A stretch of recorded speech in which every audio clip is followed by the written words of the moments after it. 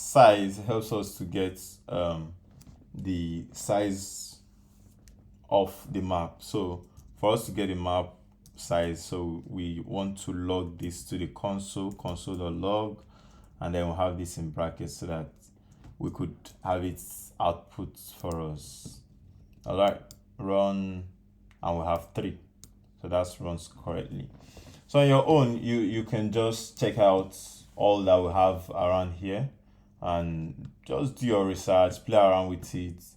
It's like every other JavaScript method, maybe a little different, but you get used to it. All right, and that is it with our little introduction to the map method.